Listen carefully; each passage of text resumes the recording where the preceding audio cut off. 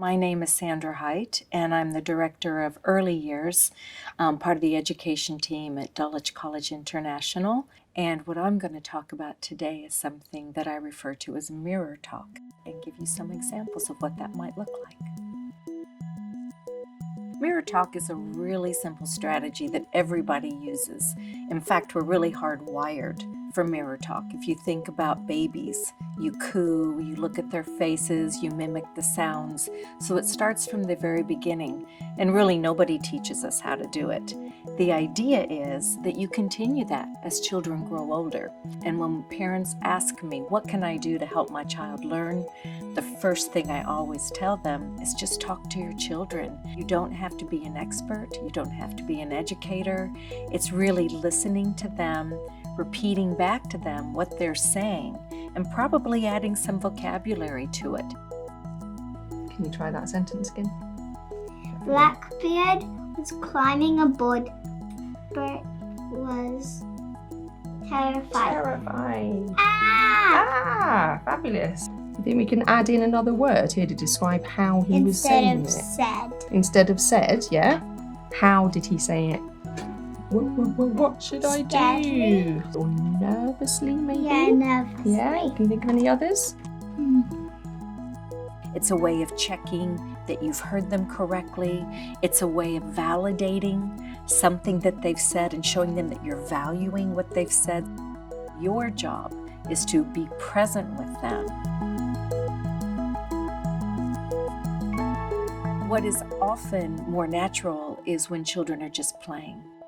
You might see them just on the carpet and they're playing with their blocks or their dolls, and that you're observing them and noticing what they're doing and listening. Sometimes they're vocalizing what they're doing, or they're playing with things and they're sort of talking out loud.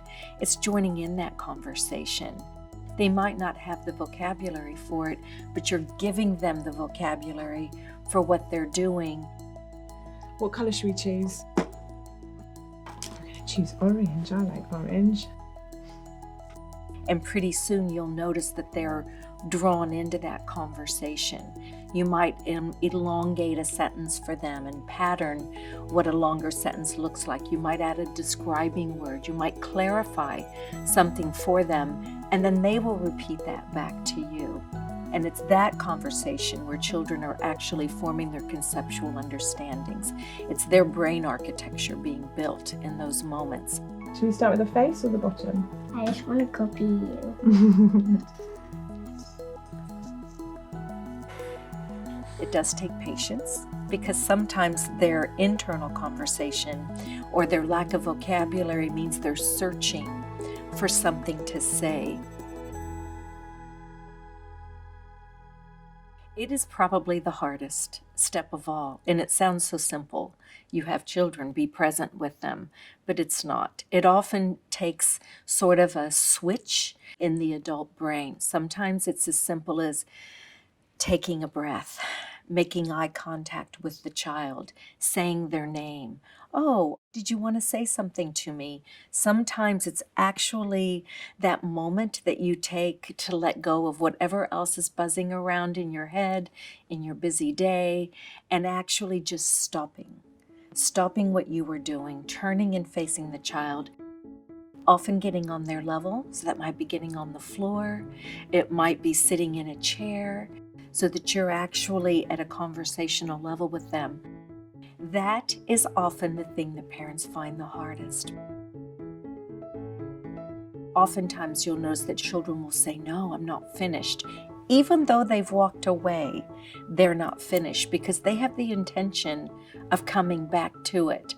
They've probably just had another thought about something, and though you don't see it's connected for them. And it's having those conversations with them that when they're finished, and allowing that to be an ending so that they know what it means to begin and end.